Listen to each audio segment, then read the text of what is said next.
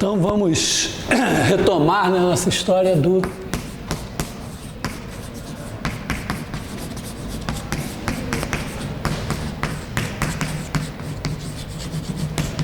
teorema espectral, mas vamos dar uma pequena recapitulada nos polinômios, né?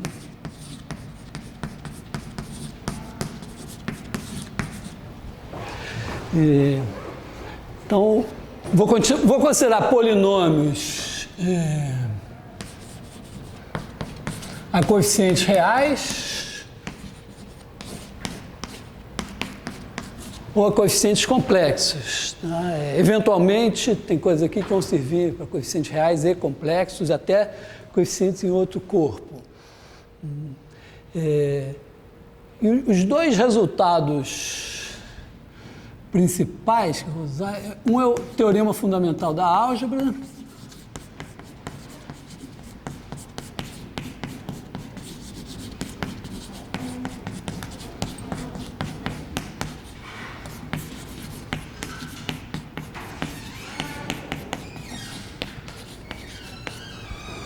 e, bom, lembrando aqui que nós vamos pensar sempre os reais como um subconjunto dos complexos, né? Então, aqui todo polinômio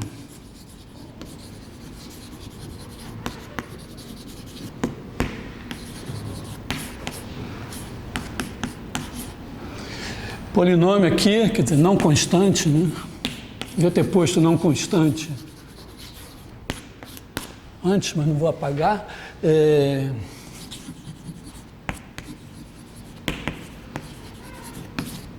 Tem raiz em C. Então, todo polinômio a coeficientes em R, pode não ter raízes em R, mas em C tem. E o outro é o algoritmo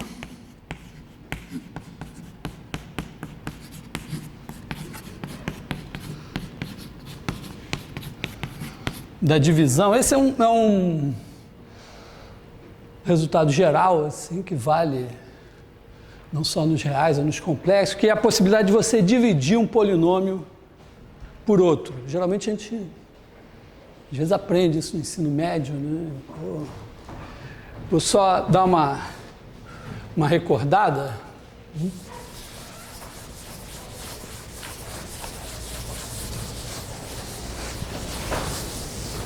Vamos colocar aqui o...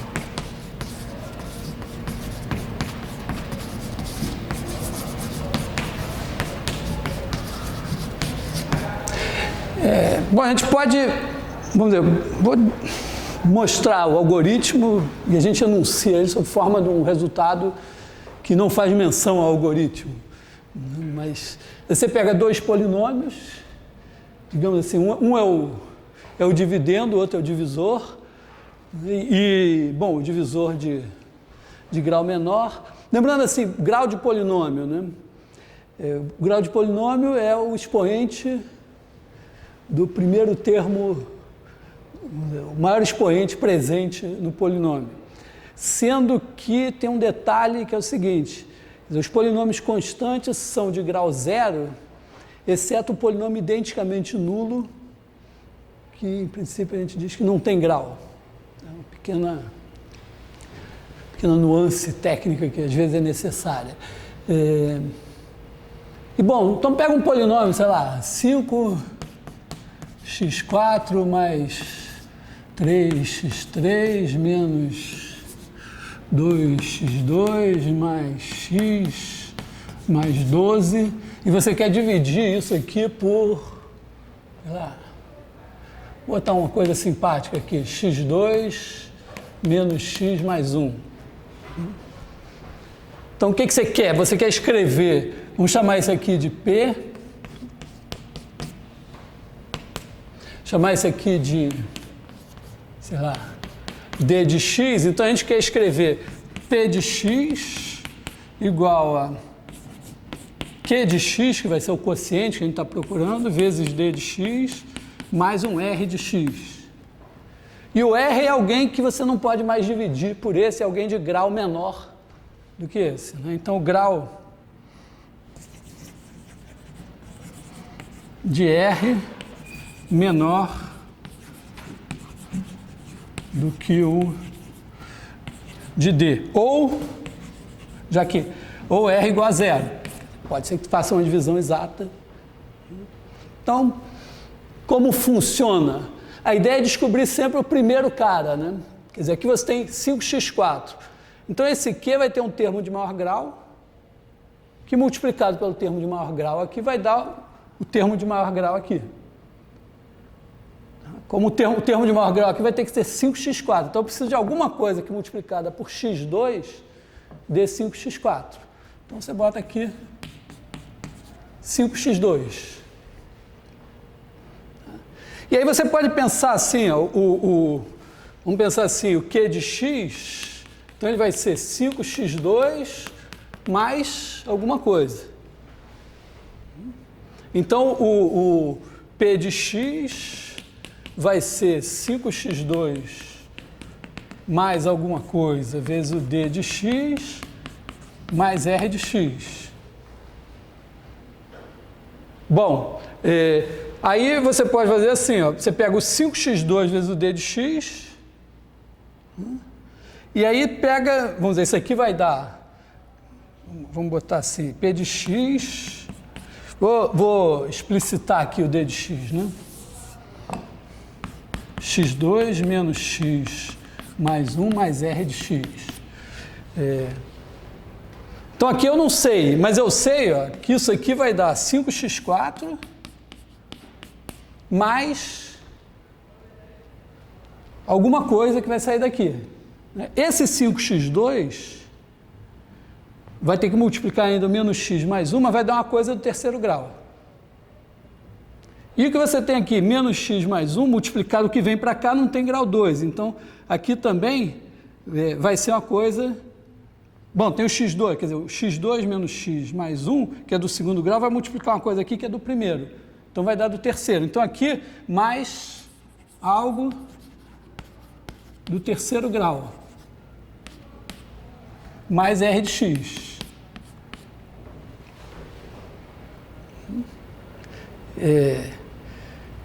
Então, você pode dizer, bom, você pega esse 5x4, subtrai daqui, né?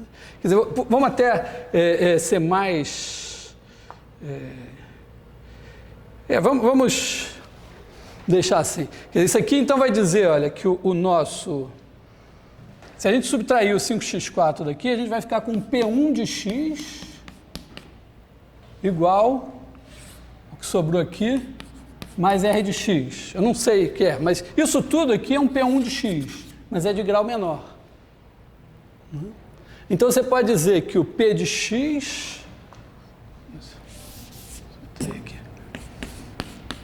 P de x é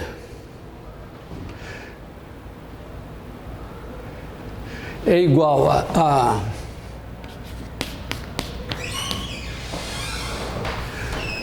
5x4 x2 menos x mais 1, que está aqui. Em vez de fazer essa coisa assim, eu posso fazer, em vez de da maneira como eu estou encaminhando aqui, eu vou perder o termo de maior grau do P, mas vai sobrar uma coisa aqui que eu não entendo muito bem. Então eu vou, em vez de fazer essa coisa dessa maneira, eu vou escrever assim, ó, P de x igual a isso daqui, vezes x2 mais x mais 1. Agora, o que sobra aqui? Aqui vai sobrar alguma coisa. Se eu subtrair isso do P de x, aqui 5x2, desculpa, né? 5x2. Se eu subtrair isso do P de x, mesmo trazendo esses caras, o termo de grau 4 some. Então, aqui, mais um certo... Vou chamar esse daqui de P1 de x, tá? Deixa eu apagar aqui, porque a maneira como eu estava encaminhando não estava indo muito bem, né? Então, eu posso escrever isso. A P de x é 5x2 vezes esse, mais P1 de x. Agora, eu posso pegar o P1 de x e dizer, se eu dividir o P1 de x por esse daqui, P1 de x é de grau menor. grau 3, digamos. Então agora eu divido P1 pelo x2 menos x mais 1. Então P1 de x, digamos que, vamos fazer a coisa por indução. Quer dizer, imagina assim, eu quero dividir por esse cara um polinômio de grau 4. Digamos que eu sei dividir polinômios de grau 3 por esse daqui. Na verdade eu não sei, mas eu sei o seguinte, polinômios de grau menor que 2 eu sei. Porque se o cara que está aqui tem grau menor que 2, o quociente é 0 e o resto é ele mesmo. Sei lá, se eu dividir x mais 1 por isso aqui, dá 0 vezes isso, mais x mais 1. Então, de grau menor que 2 eu sei. Então, se eu conseguir ir baixando o grau, vai ter uma hora que eu chego numa coisa que eu sei fazer. Então, o que eu estou fazendo? Eu peguei o cara de grau 4, dividi, achei isso. Aí sobrou uma coisa de grau menor. Digamos que por indução, eu fui fazendo e consigo agora dividir uma coisa de grau 3 por esse daqui. Então, o P1 de x, digamos que eu já saiba, isso daqui vai ser um Q1 de x vezes x2 menos x mais 1, mais R de x. Então, o que eu estou fazendo? Eu peguei o polinômio original, fiz isso, sobrou aqui uma coisa de grau menor, grau 3. Aí o de grau 3 eu sei dividir, então dá isso. Se eu juntar, eu vou ter P de x igual a 5x2 que está aqui, mais Q1 de x, tudo isso multiplicado por x2 menos x mais 1, mais o meu R de x, esse de grau menor. Então, resolvi.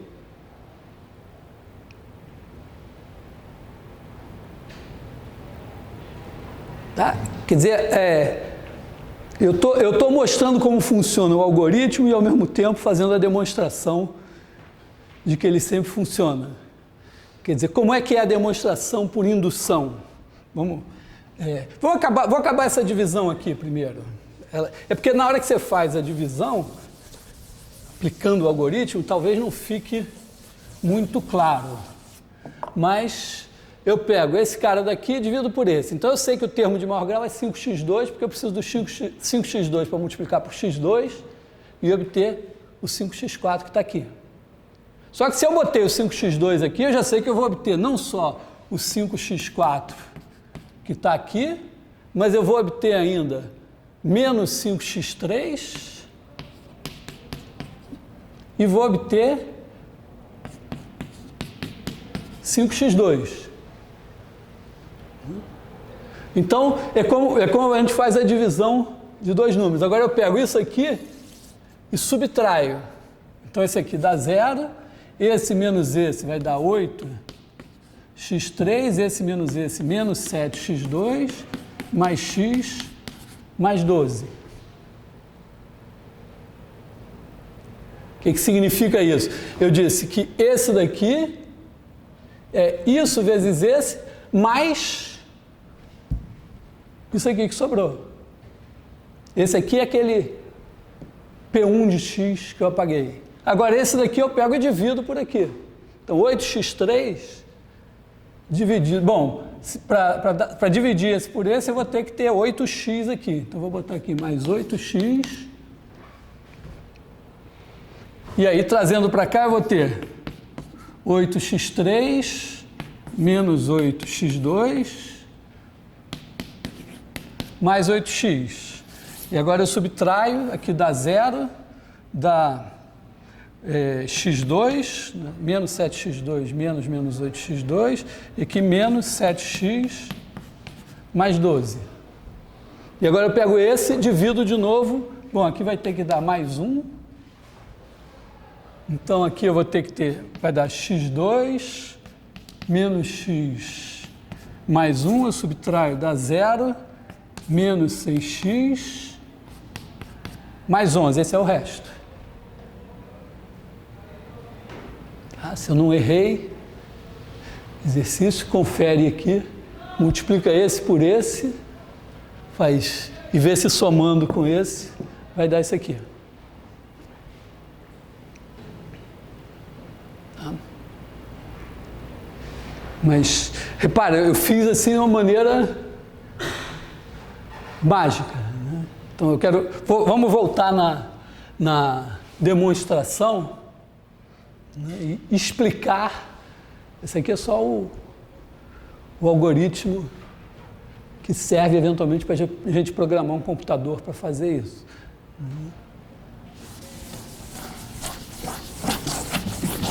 Então vamos mostrar que isso sempre funciona.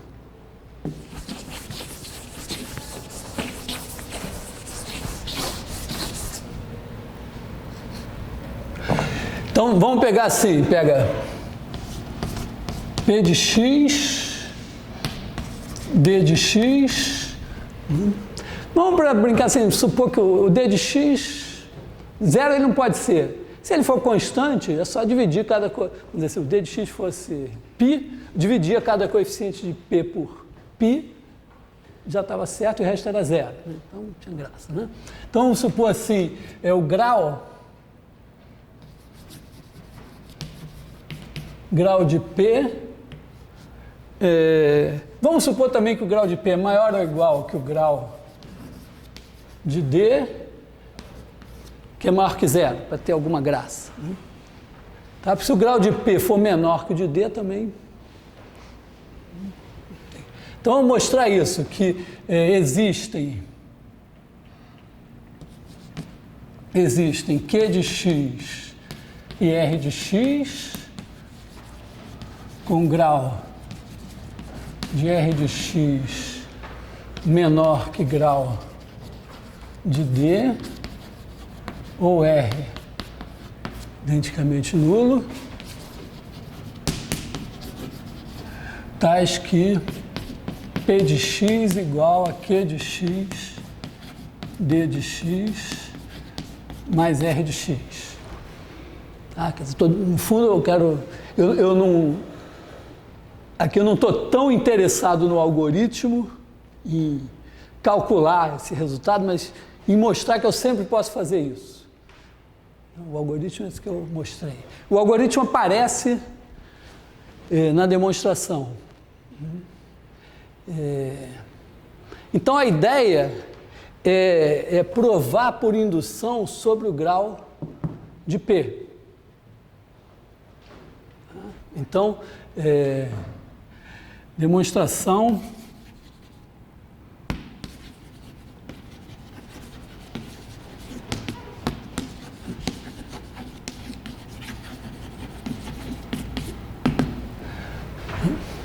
Então, a primeira coisa é que se o grau de P for menor que o de D,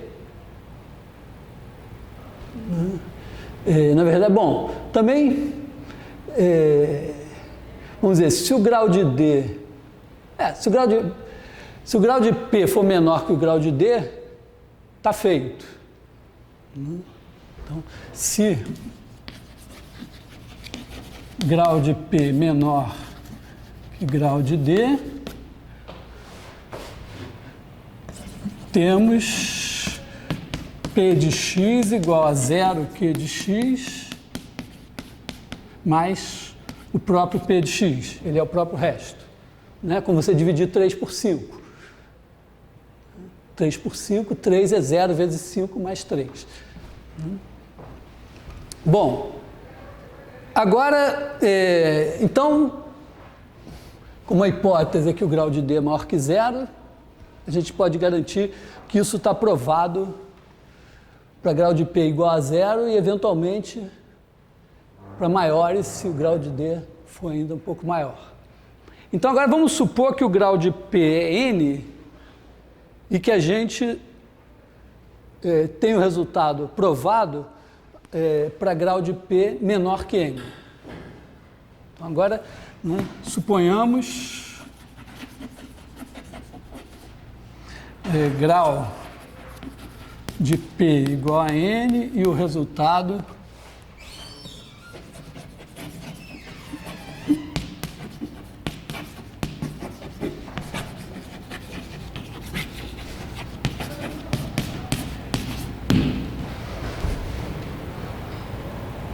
então escreve, a ideia é essa, escreve o P de x P de x igual a nxn mais a zero. Né? E o D de x igual a m xm, não, bm xm até b0. Então começa dividindo esse por esse. Então vou apagar aqui. Então vou apagar isso aqui e vou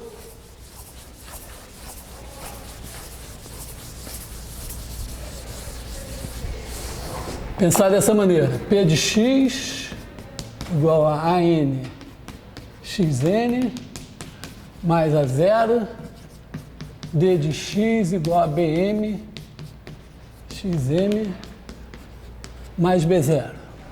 Então, divide esse por esse.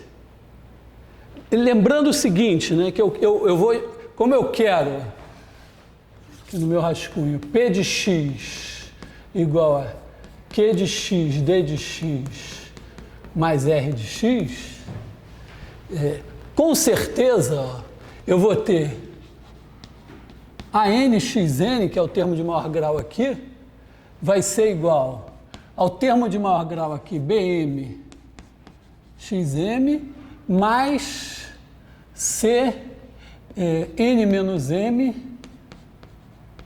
xn menos m. Esse daqui vai ser o grau, o termo de maior grau desse.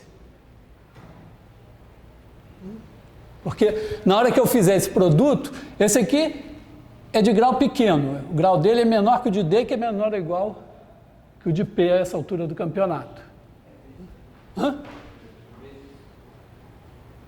Aqui é vezes, O que eu botei mais é vezes, né? Quer dizer, aqui nós vamos supor que N já é maior ou igual do que M. Então, tem que ser isso. Então, eu posso começar adivinhando esse cara. Quem é esse cara? Então, eu posso começar pegando a N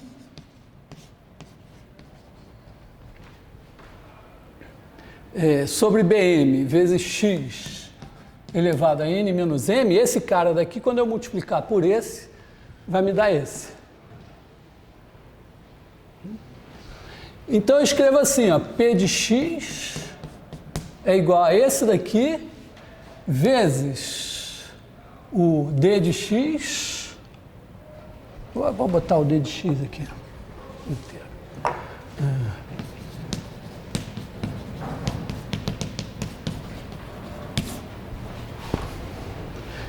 É claro que eu posso fazer esse menos esse e escrever isso aqui mais P1 de x.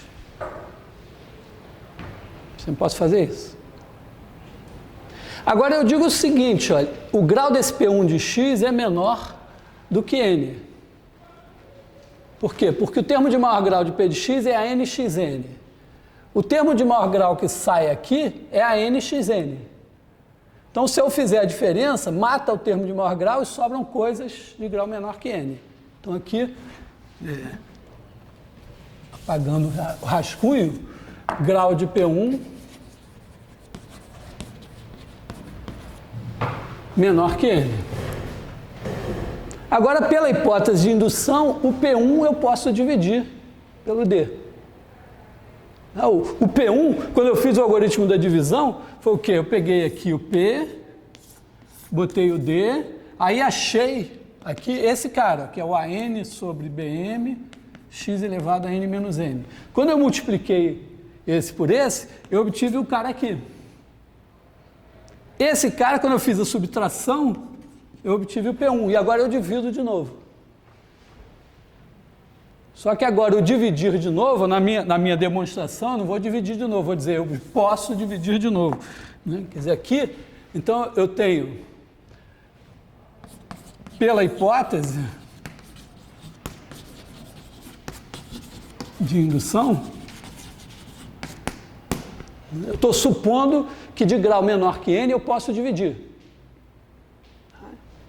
Então eu posso dizer, ó, o P1, que é de grau menor que N, eu posso dividir por D.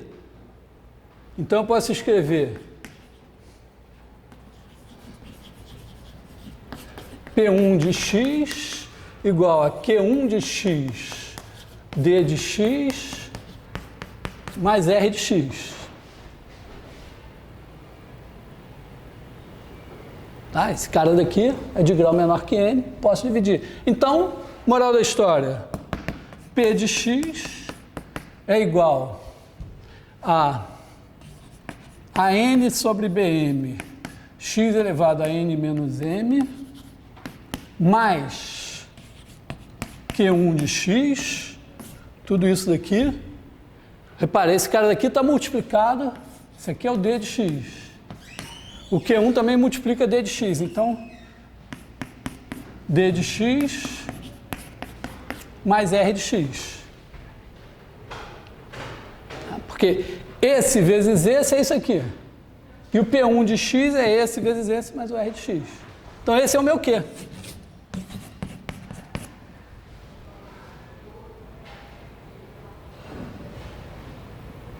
Então, moral da história, sempre posso fazer isso. Sempre posso fazer a divisão.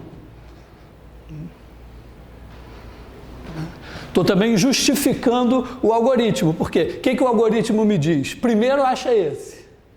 Aí multiplica esse por esse. Aí faz a diferença desse com esse produto aqui. Obtém esse. E agora continua. É o que estou dizendo aqui.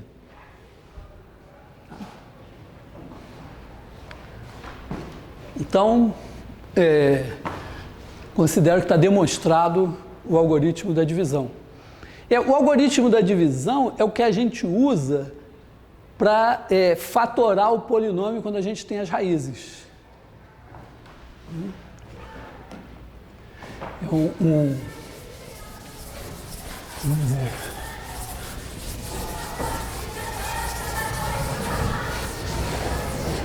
Então, corolário 1, digamos, do teorema fundamental da álgebra e do algoritmo da divisão, eu deduzo que eu posso fazer o seguinte, todo polinômio em C de x se fatora como produto de polinômios de primeiro grau. Tá? Quer dizer, se eu tiver... como é que funciona isso? Eu pego um polinômio P de x a coeficientes complexos.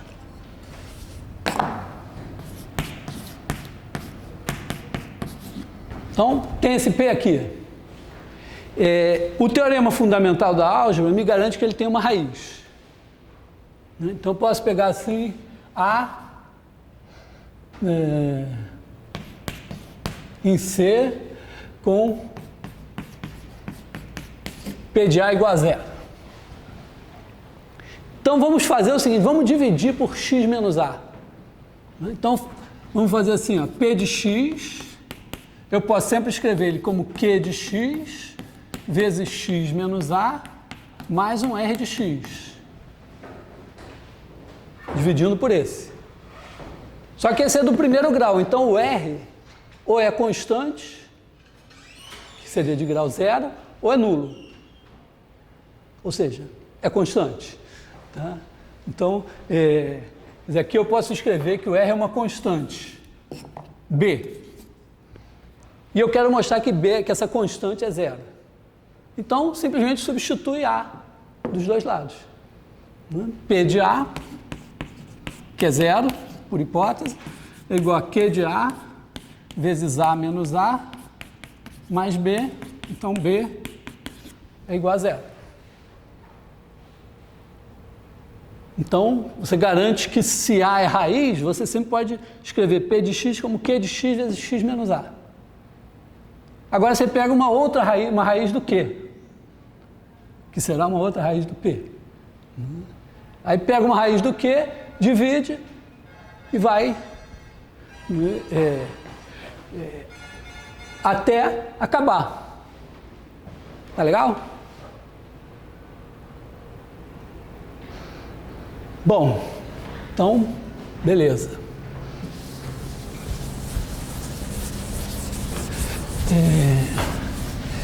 Aí tem uma observação que eu fiz na aula passada, que quando o polinômio é a coeficientes reais, ele tem raízes complexas. Mas se um número complexo é raiz desse polinômio, então o conjugado também tem que ser. Quer dizer, imagina, vamos botar assim, observação, vamos botar assim, proposiçãozinha.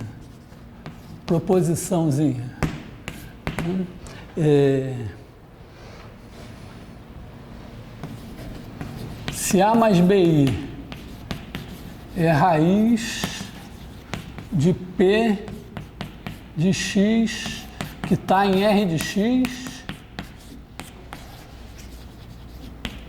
então A menos BI também é.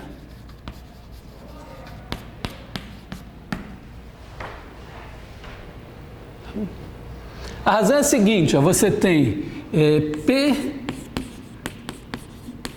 de A mais BI vai ser igual a N A mais BI. Aliás, vamos fazer uma coisa mais simples primeiro, né? Vamos escrever assim, de uma maneira mais abstrata.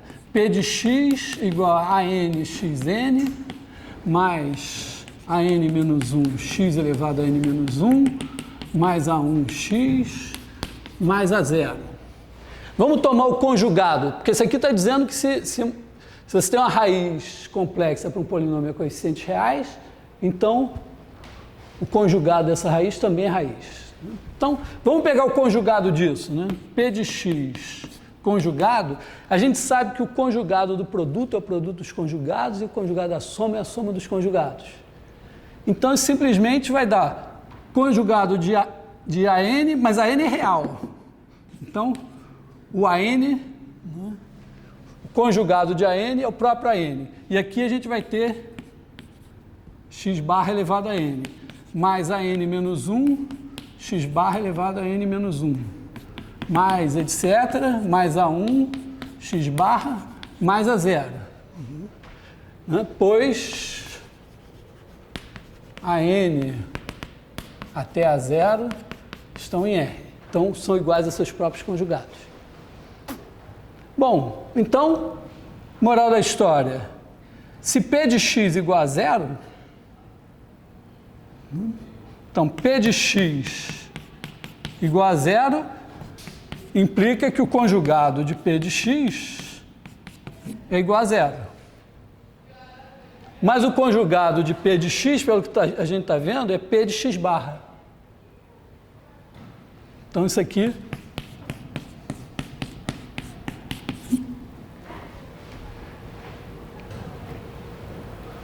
então, quando o polinômio tem coeficientes reais, as raízes que não são reais têm que ser 2 a 2 conjugadas. E aí isso nos leva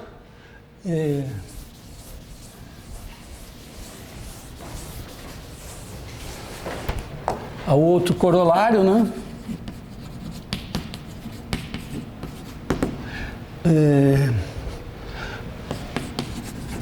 Todo polinômio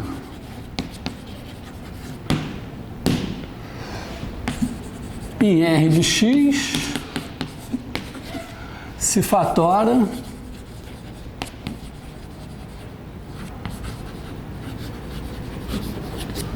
como produto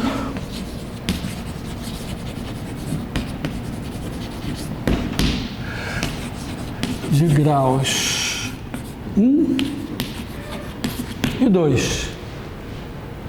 Porque você pega o polinômio, né, P de x, ele vai ter algumas raízes reais. Então vai ter aqui x menos R1, x menos RK. Essas aqui são as reais. E agora, as complexas. X menos, sei lá, A1 mais IB1, x menos, vou botar assim, né? Menos A1 menos IB1, vezes, etc, etc, etc. O quadro acaba ali, né? Então, esses daqui são do primeiro grau. Agora, esses daqui, eu não posso considerar esses polinômios a coeficientes reais, porque tem complexos aqui. Mas eu posso agrupar esses dois, né? Isso aqui é x2 menos... Agora, a soma desses dois vai dar 2A1 x, e o produto desses dois vai dar mais A1 ao quadrado mais B1 ao quadrado. Né? Tá? X vezes x, x vezes esse dá um cara daqui, x vezes esse dá esse outro daqui, só que esse menos IB1 vezes x com esse menos IB1 vezes x com esse menos IB1 com x se anula, e esse mais esse dá esse ao quadrado, depois A1 vezes esse, e vezes esse negativo e A1 vezes esse positivo se anulam, e tem o quadrado, tem esse vezes esse, que é um menos com outro mais. Agora sim, esse cara daqui é um polinômio a coeficientes reais e é do segundo grau. Então, cada par de raízes complexas vai dar um termo do segundo grau.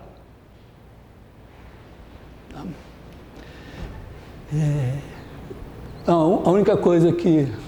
Isso é importante como resultado teórico, porque um dos problemas, um problema relativamente complicado, você achar as raízes de um polinômio. Bom, tem também um corolário que diz respeito, vamos voltar agora. Então, isso aqui é a nossa digressão polinômios, tá? Revisão de polinômios.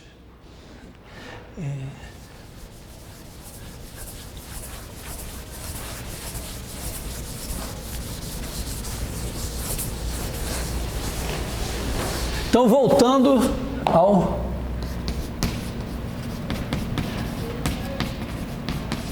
polinômio mínimo.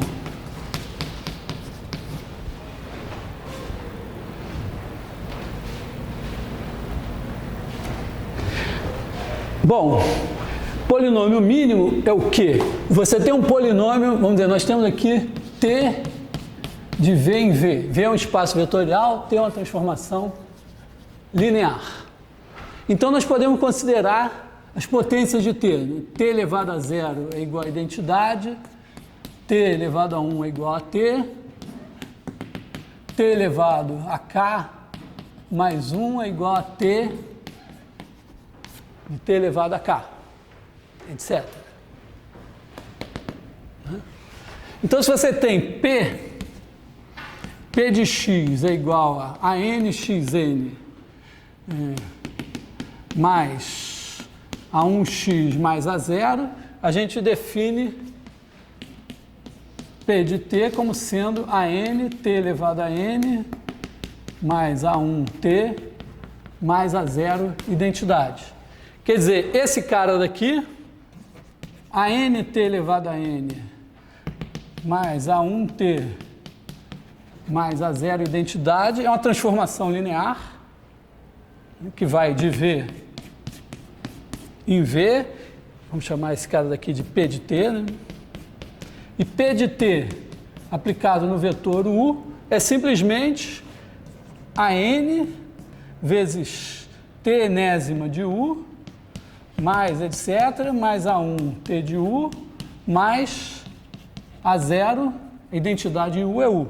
E esse T elevado a N de U você pega o U, aí faz T de U, T de T de U, T de T de T de U, até aplicar Tn vezes. E isso é uma transformação linear. Muito bem. Então, nosso primeiro resultado que nós já observamos é o seguinte, é que supõe que V, dimensão de V igual a N, e T de V em V linear. Então, a gente viu na aula passada, que é uma coisa que pode parecer surpreendente à primeira vista, é que a gente sempre pode garantir que tem um polinômio, né? Existe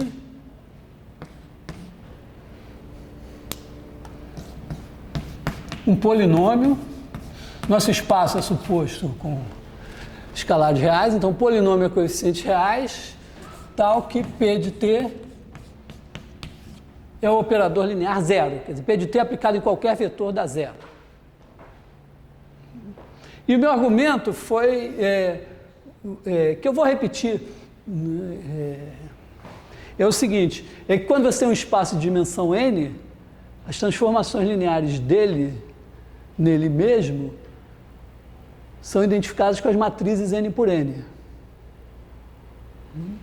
Então, se você chamar de L de V igual ao conjunto das T de V em V, T linear, isso são transformações lineares. Então, você pode somar duas transformações lineares, multiplicar por um número, e isso tem todas as propriedades de espaço vetorial. Então, isso é um espaço vetorial, que nada mais é, né, é isomorfo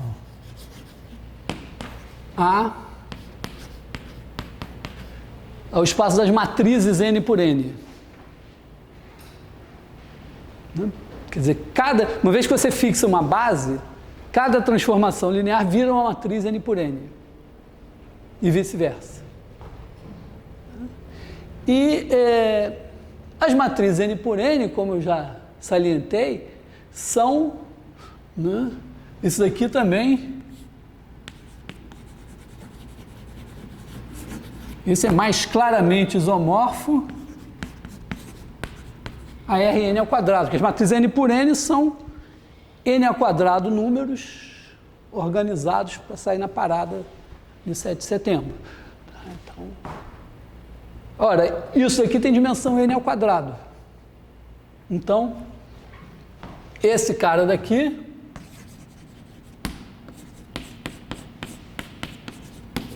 tem dimensão n ao quadrado.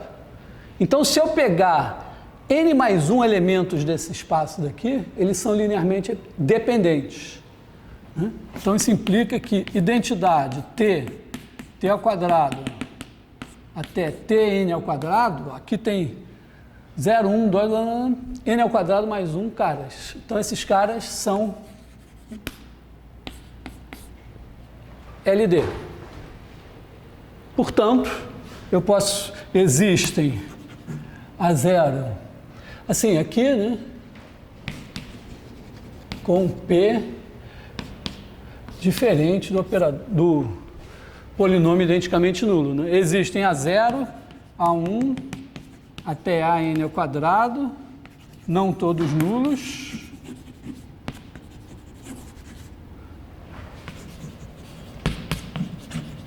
Tais que a 0 i mais a n ao quadrado, tn ao quadrado, é o operador identicamente nulo. Então, está aqui um polinômio de grau no máximo n ao quadrado.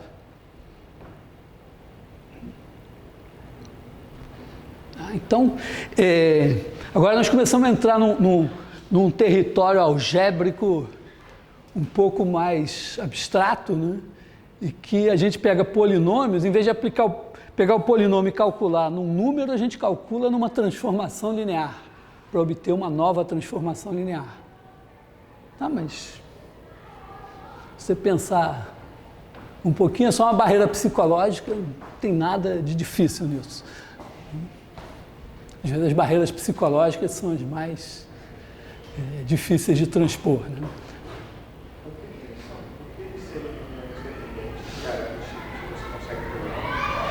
É porque a questão é, se eles são linearmente dependentes, significa que existe uma combinação linear deles, portanto existem escalares, não todos números, não todos nulos, tais que isso daqui é sempre nulo.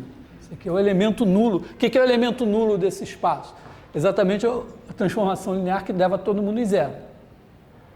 Então, dizer que eles são linearmente dependentes, a gente tem definições equivalentes. Dizer que alguma combinação dos demais, que também significa dizer que é possível escrever zero como combinação linear deles sem que todos os coeficientes sejam nulos. E aí, se você consegue escrever zero como... Tá certo? Porque se você escrevesse 1 como combinação linear dos demais, você pegava esse 1 com coeficiente 1, passava para o outro lado, você estaria escrevendo zero como combinação linear deles, sendo um dos coeficientes menos 1. Então, isso aqui pode ser lido de outra maneira. Dizer, bom, então eu tenho um polinômio aqui, que aplicado em t dá zero. Quando você diz aí p de t igual a zero, o t aplicado em qualquer vetor. Quer dizer, vamos esclarecer melhor isso, né? Quer dizer, esse espaço é o espaço dos operadores lineares. Então, vamos pensar em termos de matrizes. Né? Vamos pensar em termos de matrizes, pensando assim.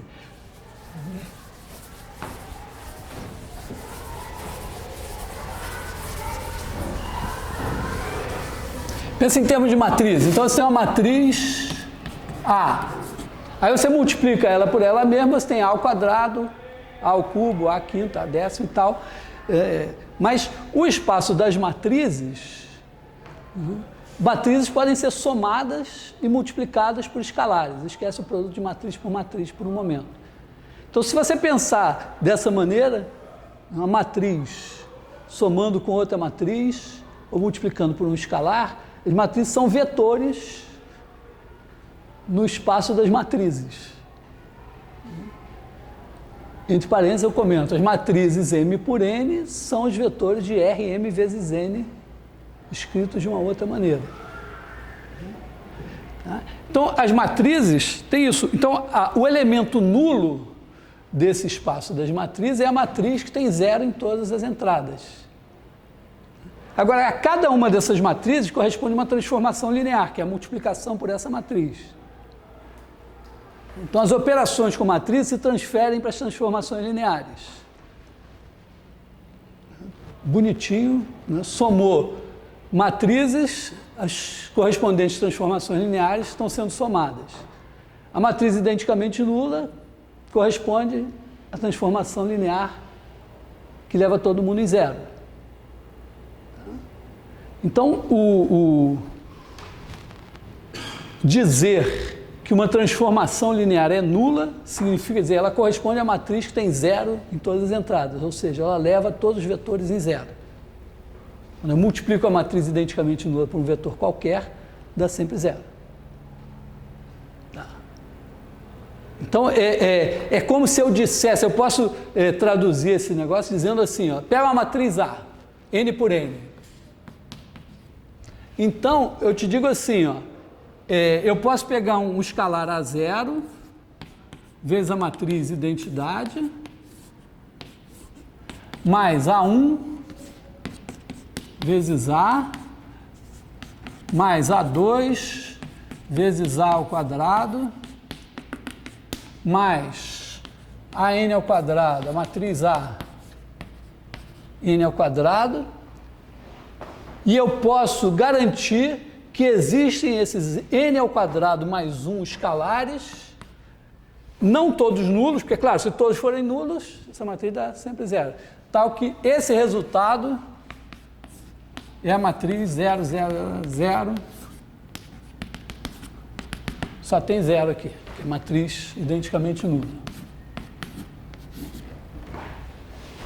Olhando assim, confunde um pouco, porque você olha para isso, você talvez não lembre mais que as matrizes são espaço vetorial. Diz, como é que eu vou achar esse polinômio? Aí eu digo, não, mas olha só, esse cara daqui é um elemento do espaço das matrizes N por N. Esse aqui é outro, esse aqui é outro, esse aqui é outro. Quantos são? Daqui para cá tem N ao quadrado mais 1. Só que o espaço das matrizes N por N tem dimensão N ao quadrado. Bom, se ele tem dimensão N ao quadrado, se eu pegar N ao quadrado mais 1 vetores, eles são linearmente dependentes. Então eu posso fazer uma combinação linear deles, aí também pensar que os coeficientes do polinômio são aqui, na verdade, os caras que você está usando para fazer a combinação linear. Tem uma combinação linear deles que dá o vetor identicamente nulo. Então você diz, bom, agora pega esses caras, então pega o polinômio P de x igual a 0 mais A1x até AN ao quadrado, xn ao quadrado, e aí você, isso aqui está dizendo que P de A é igual a matriz nula. Agora, dando um nível de abstração acima, é pensar que, em vez de pensar as matrizes N por N, pensa, né, T de V em V linear com dimensão de V igual a N. E aí pega o espaço dessas transformações e diz, esse espaço tem dimensão N ao quadrado.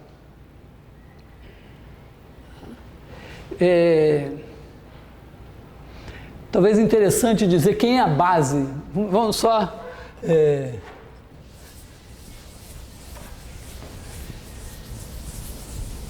Olha só, por que o espaço das matrizes N por N tem dimensão N ao quadrado? A gente tem uma base para ele. Ó. A base é a seguinte, 1, 0, 0, 0, 0, 0, 0, 0, 0, 0, é um elemento da base. Depois você tem um outro que é 0, 1, 0, 0, 0, 0, 0, 0, 0, 0, e, sei lá, você tem o elemento IJ, ele tem aqui 1 na linha I e na coluna J, e 0 em toda parte. Então, quando você quiser escrever uma matriz como combinação linear desses caras, é a coisa mais óbvia do mundo, né? Vamos dizer, essa daqui é a matriz, digamos assim, a matriz A e J. Então, se você tiver uma matriz A é o quê? É somatório em I e J, todos os dois variando de 1 até N, de A e J. Por quê? Porque quando você faz A e J vezes essa matriz, você coloca o A e J aqui e 0 no resto, soma tudo da sua matriz.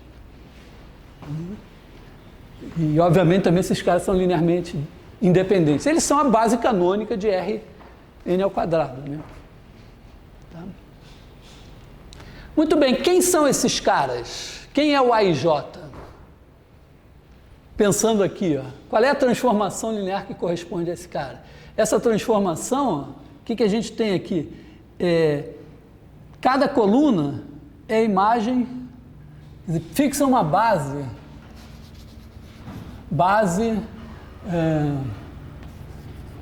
é 1 até N, chama esses caras de base daqui.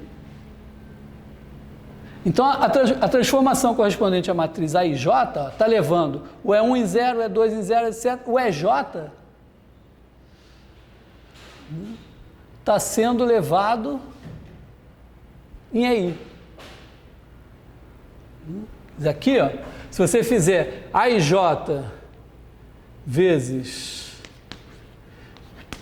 EJ, vai dar o quê? Vai dar isso aqui vezes 0,001 aqui na coluna, na linha J.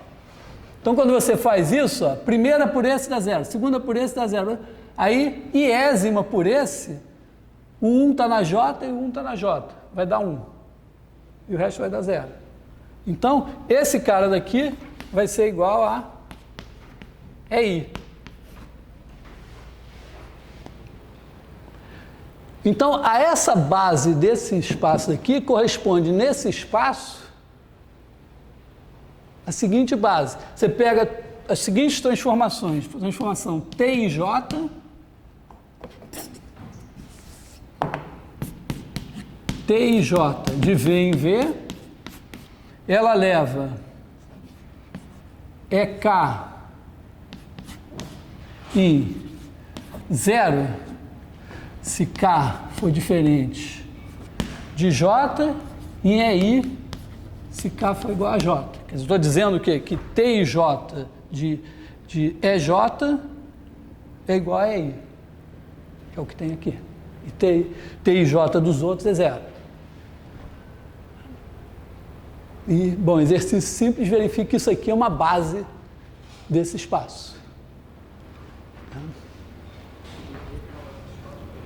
É o exercício. Bom, posso resolver o exercício, se for o caso. Porque você pega Vamos resolver o exercício, então.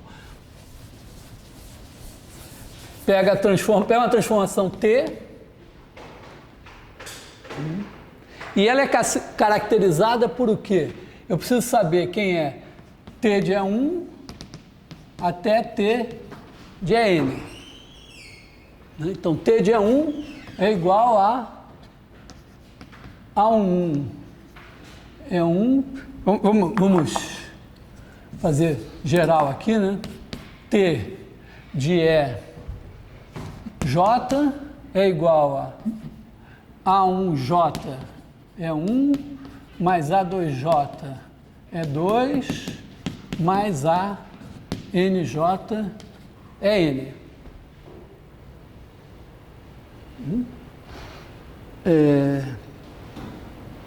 Então,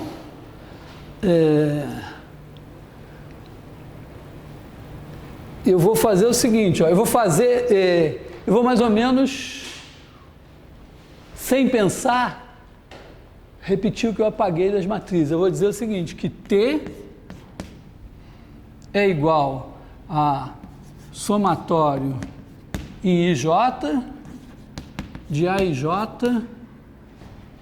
T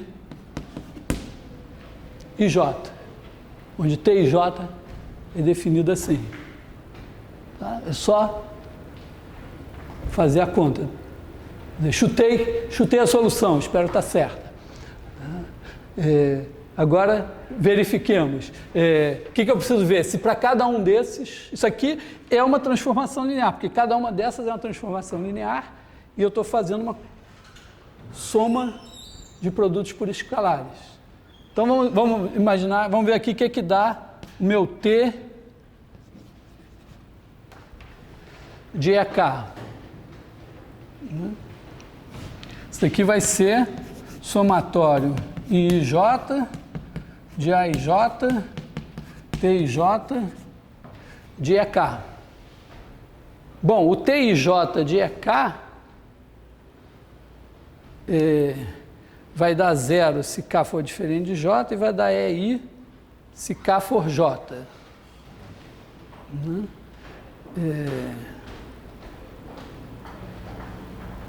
Então, botando o J igual a K, isso aqui vai dar somatório de AIK,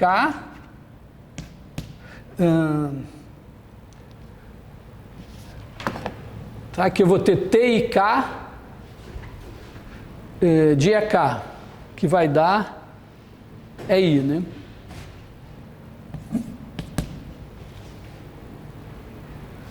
Somatório em I disso aqui, que é o que vai ser o A1K é 1 mais ANK é N. Que é isso, né? Com K no lugar de J. Então,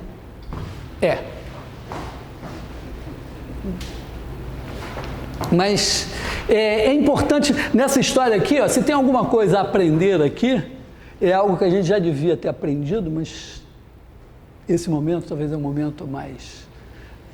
senão, realmente tem que entender isso, é pensar isso que, assim como quando a gente coloca uma base no espaço vetorial, a gente passa a identificar o espaço ao Rn, quer dizer, um espaço de dimensão n nada mais é que o Rn. Ele não é o Rn porque ele está lá, os objetos que compõem esse espaço, sei lá, podem ser vetores flechinha, podem ser polinômios, podem ser coisas, mas uma vez que você fixa uma base, você passa a identificar cada elemento do seu espaço com uma n-upla. E aí você pode pensar ele como sendo Rn. Botou a base, virou Rn. Quando você tem as transformações lineares, se você pegar as transformações lineares de um espaço nele mesmo, quando você bota uma base, cada transformação linear vira uma matriz. Então você pode pensar as transformações lineares como matrizes, que são uma coisa mais, sei lá, manuseável. Então, exemplo, né, dizer que o espaço das transformações... Primeiro, dizer que as transformações lineares de V em V, na verdade nem precisava ser V em V, podia ser V em W, formam um espaço vetorial, sei lá, mas dizer que as matrizes N por N formam um espaço vetorial, aí você, eu digo, não, mas as matrizes N por N são Rn ao quadrado. Você, claro. E ao mesmo tempo, quer dizer que esse espaço aqui tem dimensão N ao quadrado, sacar essa base aqui, então, mas as matrizes N por N têm dimensão N ao quadrado e a base é evidente. Aí você traduz a base de uma para o outro e você ganha isso. Na verdade, eu não pensei quando eu fiz isso. Eu peguei e disse, pego das matrizes.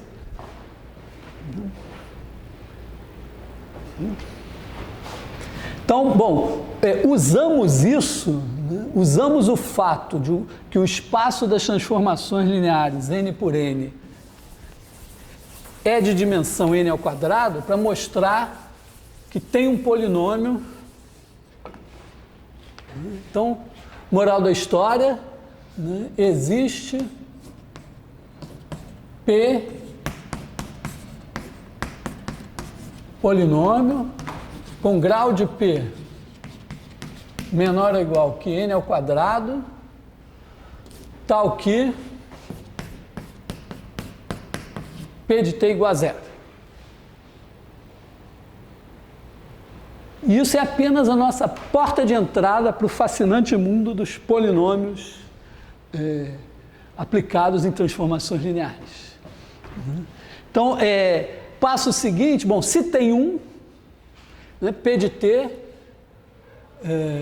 vou botar assim um asterisco aqui, porque eu sempre esqueço que o P é não nulo. Se tem um, os polinômios, eles têm uma coisa legal também que parece com os números naturais, é que eles são ordenados por grau. Claro, não tem um único polinômio de grau 5, tem uma infinidade.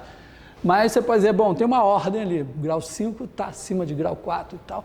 Então você pega os polinômios que anulam T e escolhe um de menor grau.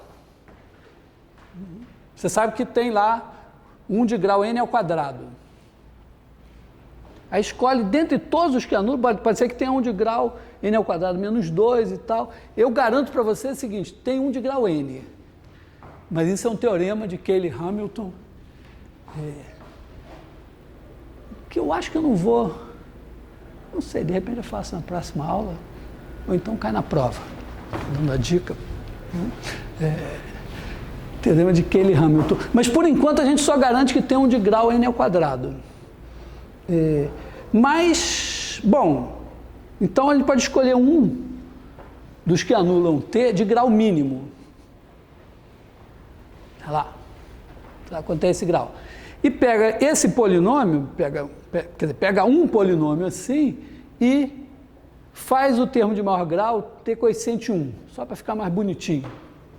Tá? Divide o termo de maior grau pelo coeficiente do termo de maior grau, divide o polinômio todo pelo coeficiente do termo de maior grau, aí o termo de maior grau fica com o coeficiente 1. Esse polinômio mínimo é único, é o polinômio mínimo. Né? Então, P de T igual a polinômio mônico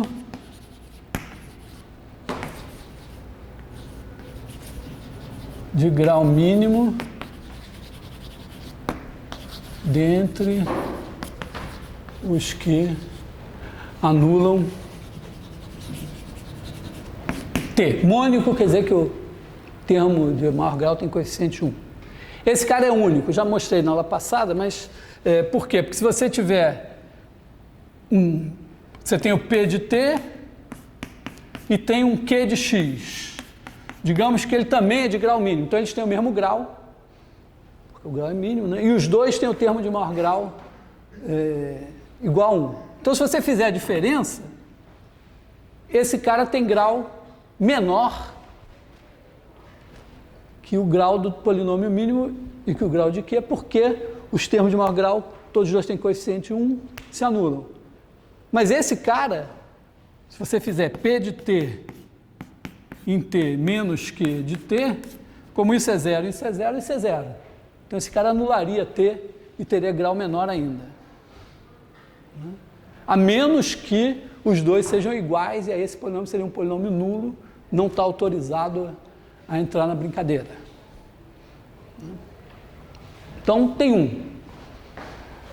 Esse polinômio repara que eu estou fazendo toda uma festa.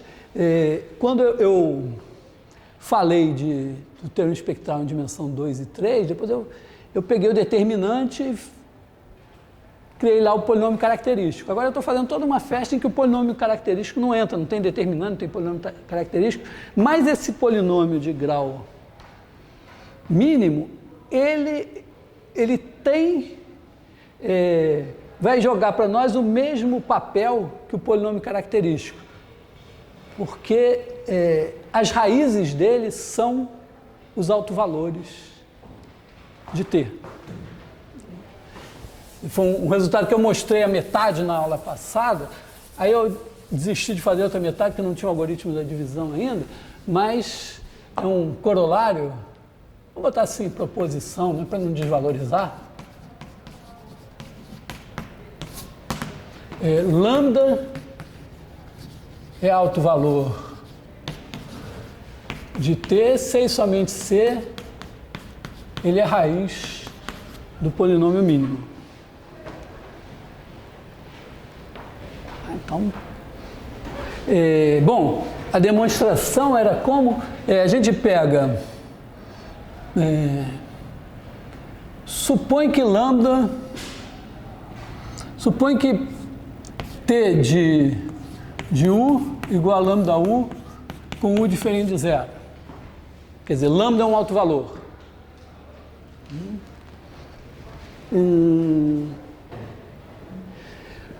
Vamos fazer o seguinte, agora a gente sabe que PT de T é zero, né? Porque ele é o polinômio mínimo, mas ele então é um polinômio que anula T.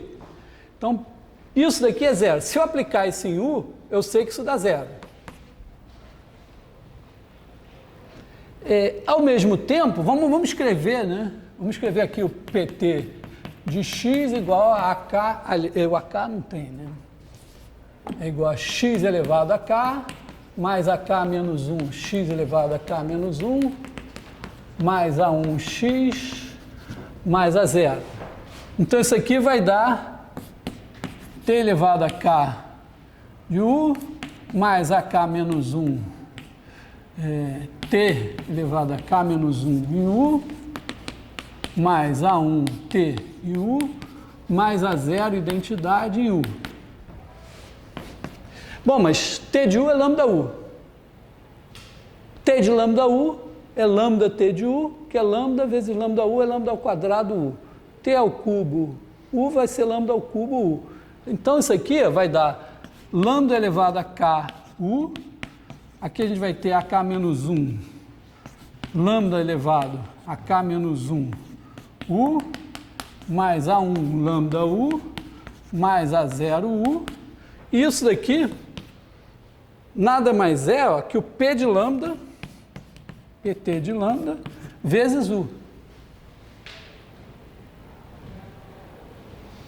Mas como U é diferente de zero, na minha hipótese, e isso daqui é zero, então PT de lambda é igual a zero. Então, se tem um alto valor, ele é a raiz do meu polinômio mínimo. Então, se por acaso eu tivesse o polinômio mínimo, repare, eu não tenho a menor ideia, pelo que eu fiz até agora, de como eu acho o polinômio mínimo. Na verdade, o que o teorema de Cayley-Hamilton diz mais ainda é que o polinômio característico, aquele que nós não estamos mencionando, porque nós não podemos mencionar o nome, o negócio que os judeus não podem mencionar o nome de Deus e tal, nós não podemos mencionar o polinômio característico aqui. Mas como nós somos hereges, né, o polinômio característico que não existe para nós aqui, ele vai anular. Na verdade, o teorema de Cayley-Hamilton diz que ele anula T. E que, na verdade, o polinômio mínimo, então, é um divisor dele. Então, vamos dizer, você não acha o polinômio mínimo, mas você acha o polinômio característico, que é uma, vamos dizer, Você teria aí que não necessariamente cai no polinômio característico, deve ser todos os altos valores. No polinômio característico tem todos os altos valores, mas você não precisa usar isso tudo para anular o T. É porque tem autovalores que algebricamente, quando você pensa assim em anular o T, tem autovalores que algebricamente são raízes múltiplas.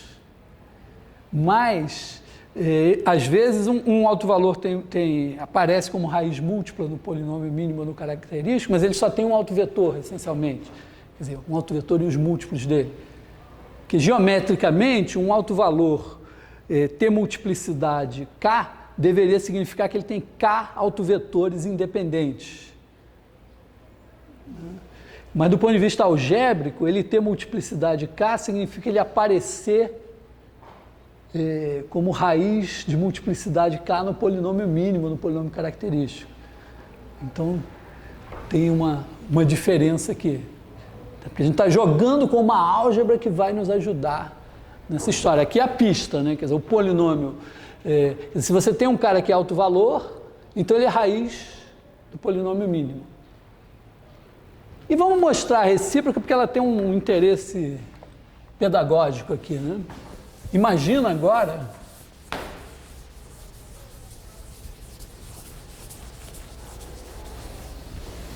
repare, parece mais difícil, né? Imagina o seguinte, que lambda é uma raiz desse cara. Isso é uma coisa puramente algébrica, né? Que se eu aplicar esse polinômio em lambda, dá zero. Como é que eu vou exibir um autovetor para mostrar que o lambda é alto valor? Eu vou mostrar que o lambda é alto valor. Quer dizer, tem um autovetor. Quer dizer, isso aqui que eu quero mostrar é que existe V tal que T de V igual a lambda V. Então, eu vou fazer o seguinte, ó. Como esse é raiz, eu posso dizer que PT de lambda, PT de x, é igual a x menos lambda vezes um Q de x. Eu mostrei isso como consequência do algoritmo da divisão, que se eu tenho uma raiz, então eu posso escrever o polinômio assim. Bom, isso significa o seguinte, que PT de t, aqui é só observar que as manipulações algébricas que a gente faz com os polinômios em x, dá para fazer com os polinômios em t. Por exemplo, você fazer t menos 2 vezes t menos 3, o que é isso? Né? Isso daqui é aplicar t menos 2 vezes a identidade em t menos 3 vezes a identidade em algum vetor. Isso, por definição, é fazer T aplicado em T menos 3 vezes a identidade, menos 2i em T menos 3 identidade. Agora, isso daqui, se eu aplicar em U, vai dar T de U menos 3U. E eu vou aplicar T no resultado. Então, eu vou fazer T de T menos T de 3 identidade. Então, isso aqui vai me dar T ao quadrado menos 3T, porque T vezes a identidade dá T. E aqui eu vou ter menos 2T e aqui mais 6i, que é igual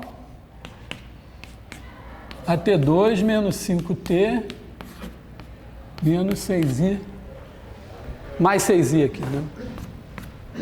Tá? Então, eu posso operar com os polinômios em T como eu opero com os polinômios em X, dá no mesmo. Porque quando eu opero com os polinômios em X, tem uma única propriedade que não vale na multiplicação dos operadores, que vale para a multiplicação de números, né?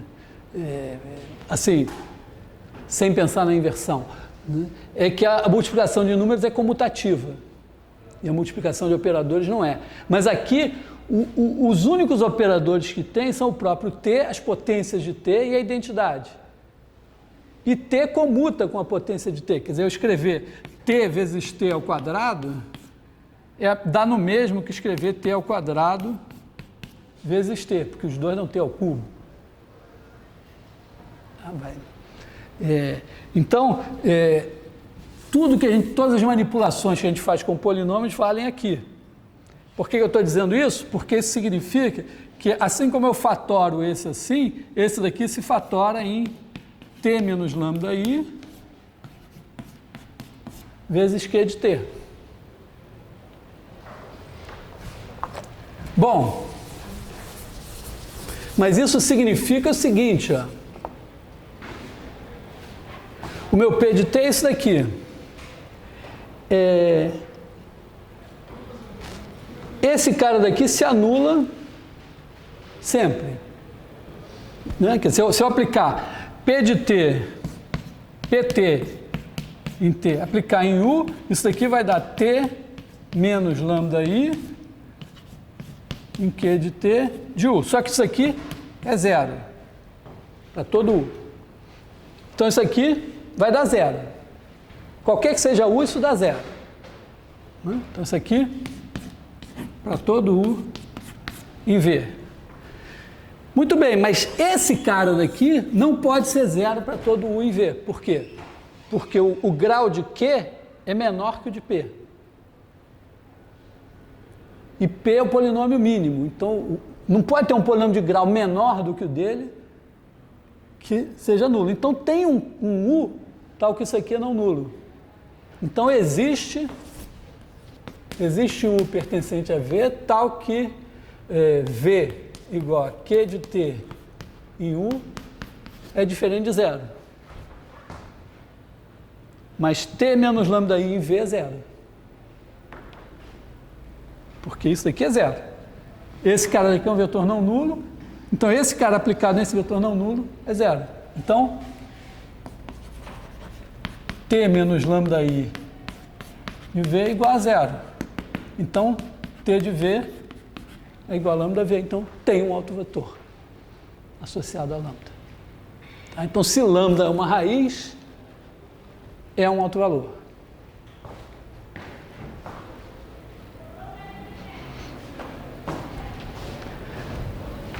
Bom, isso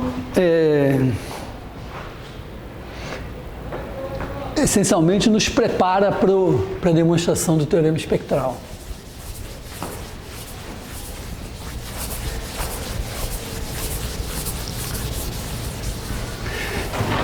Então, teorema espectral.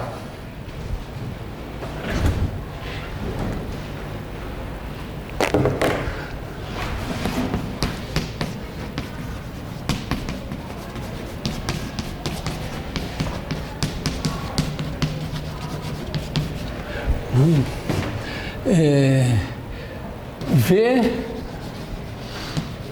espaço vetorial, real, de dimensão finita,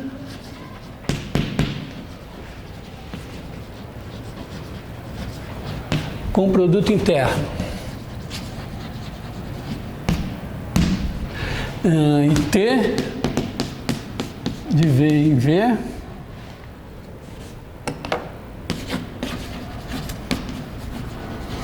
tal que T de U escalar V igual a U escalar T de V.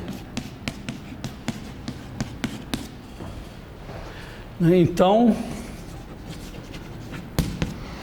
V tem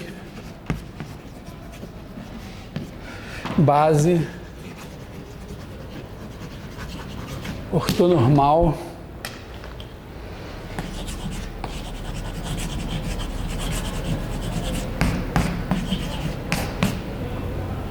autovetores de T. Então, a gente sabe demonstrar esse teorema. Bom, esse teorema é trivial em dimensão 1. Não vou considerar a dimensão 0. Algum dia a gente discute dimensão 0, mas é só interesse lógico. Né? Dimensão 1 é trivial, porque é uma transformação do espaço de dimensão 1 nele mesmo, pega uma base, um vetor V, não nulo, ele é uma base, e T de V vai ter que se escrever como múltiplo do vetor da base, que é o próprio V. Então, T de V vai ser lambda V. Dimensão 1 não tem graça. Dimensão 2, a gente demonstrou, e vou fazer de conta que só valeu a demonstração que não usou o polinômio característico. É assim que a gente não usa determinantes. E agora a gente quer passar para a dimensão N. Então, a ideia que eu expliquei na aula passada é decompor o espaço, quer dizer, achar um subespaço invariante e dizer, bom, então eu tenho esse subespaço invariante que vai ter dimensão menor que n e mostrar que o ortogonal a ele também é invariante. Então, você tem dois subespaços ortogonais invariantes e de dimensão menor que n. Aí, por hipótese de indução, você supõe que o teorema vale em dimensão menor que n. E aí você tem uma base desse daqui, ortonormal de autovetores, e o de cá também tem uma base ortonormal de autovetores, e as duas bases juntas são uma base do espaço.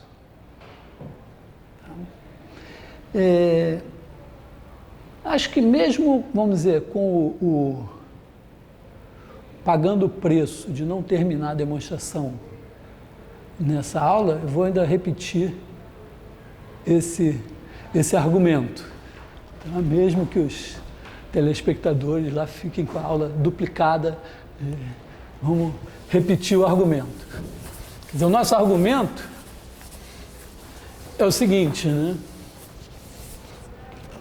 Vou mostrar que tem um subespaço invariante de dimensão 1 ou 2. E vou usar o seguinte fato, né? Eu suponho que T de U escalar V igual a U escalar T de V para todos U e V, e suponho que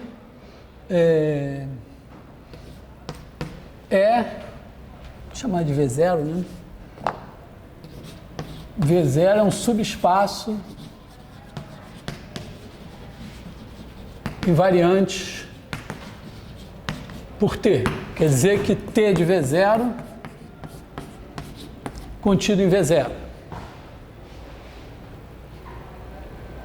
Aí eu vou fazer o seguinte, eu vou pegar o V0 ortogonal, que é o conjunto dos V pertencentes a V, tais que V escalar V0zinho é igual a 0 para todo V0 no V0zão. Então é o seguinte, né? Você tem uma reta em R3, passando pela origem, ela é um subespaço. Aqui o V0, aqui é a origem. Então, quem é o espaço dos caras que são ortogonais a V0. São os vetores, né, que quando você multiplica por esses daqui, dá zero. Então isso aqui dá um certo plano passando pela origem. Né? Todo vetor desse plano, está aqui um V0, está aqui um V, e eles são ortogonais. Em R3 dá para a gente acreditar sem muito problema, né, que se você pegar uma base do V0, ou seja, uma base ortonormal do V0, ou seja, um vetor unitário em V0, e pegar uma base ortonormal do V0 ortogonal, quer dizer, pega dois vetores aqui que são perpendiculares a esse daqui e que são perpendiculares entre si, os três formam uma base ortonormal. Mas isso é verdade em geral no espaço de dimensão finita. Se você pegar um subespaço e pegar uma base ortonormal dele e uma base ortonormal do espaço ortogonal a ele, isso forma uma base ortonormal do espaço. Na verdade, a ideia abstrata é a seguinte: todo elemento, se você pegar um vetor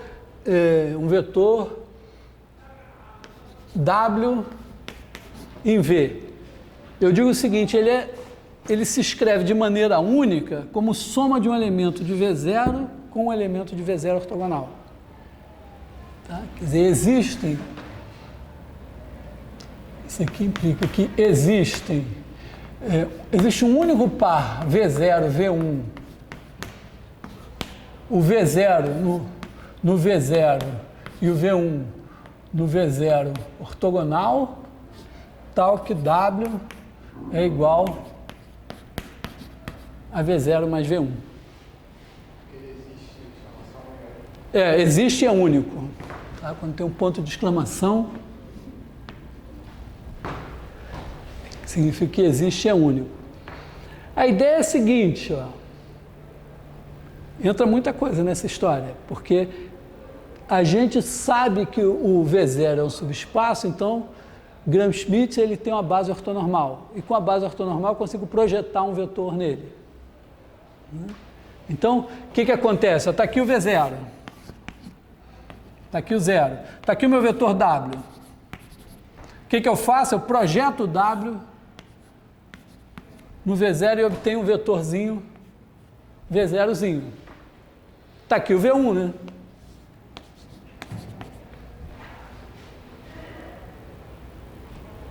Tá? A figura só pode ser essa. Então, a gente só tem que mostrar que essa figura realmente funciona. Então, apagar aqui, né?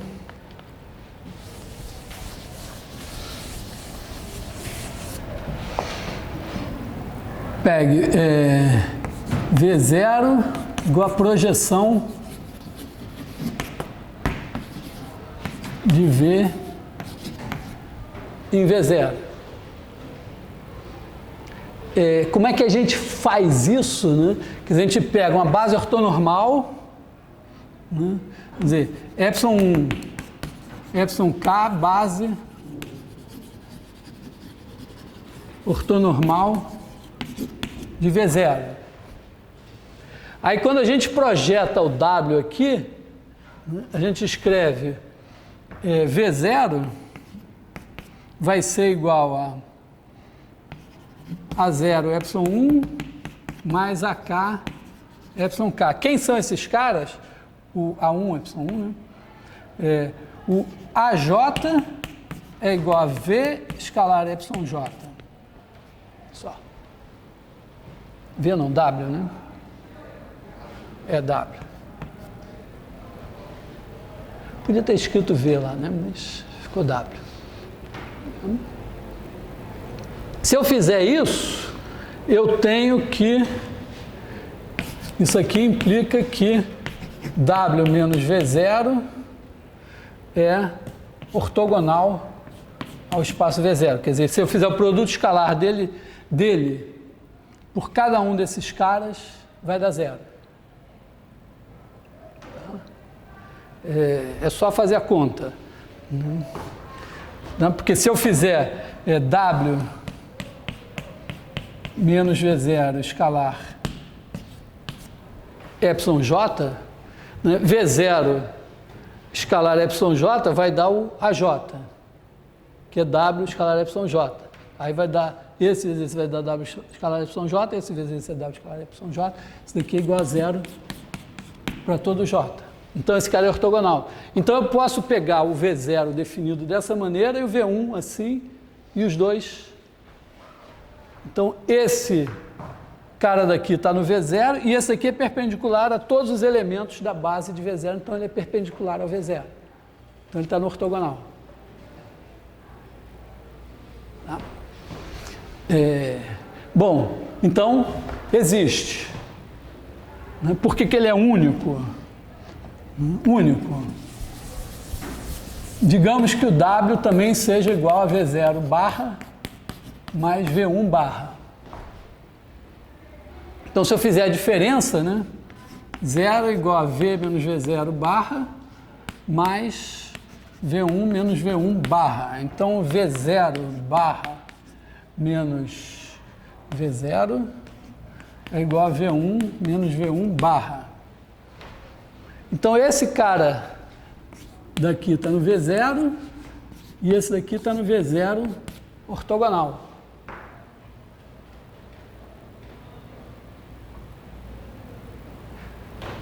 Mas não pode ter um cara no V0 e no V0 ortogonal, a menos que ele seja nulo, né? Porque se o cara está no V0, se ele não for nulo, ele não é ortogonal a ele mesmo. Então ele não pode estar no V0 ortogonal. Tá? Então esse cara tem que ser 0, então esses dois caras têm que ser iguais. Então, é sempre... Isso aqui é uma digressão só para mostrar isso. Se você tem um espaço e tem o ortogonal a ele, você está em dimensão finita, tem um espaço, pega o ortogonal a ele, você pode escrever cada elemento do espaço de maneira única, como soma de um de cá com um de cá. Aí você pega uma base ortonormal desse aqui, uma base ortonormal desse aqui, e aí você pega um cara aqui, ele é a soma de um de cá, que é combinação linear desses, com um de cá, que é combinação linear desses, então você tem uma base ortonormal para o espaço todo. Parece tão óbvio que nem deveria precisar demonstrar, mas você vê que a demonstração tem lá seus detalhes, né? Então a minha estratégia vai ser essa, eu vou pegar o meu espaço, supor que eu sei o teorema espectral, meu espaço tem dimensão n, eu sei que o teorema espectral vale em dimensão n menos 1, e aí eu vou decompor o espaço em dois subespaços, os dois de dimensão menor que n e os dois ortogonais, e os dois invariantes por t, então eu aplico o teorema espectral aqui, o teorema espectral aqui, porque as dimensões são menores que n, tem uma base ortonormal aqui, outra aqui, de autovetores, pum. Tá, essa vai ser a parte final, que vai usar tudo que a gente fez até agora. Então, assim, fazendo uma coisa assim meio TV Globo, eu vou adiar jogar o final da novela para a próxima aula, em que provavelmente vou rever mais algumas coisas, e aí veremos.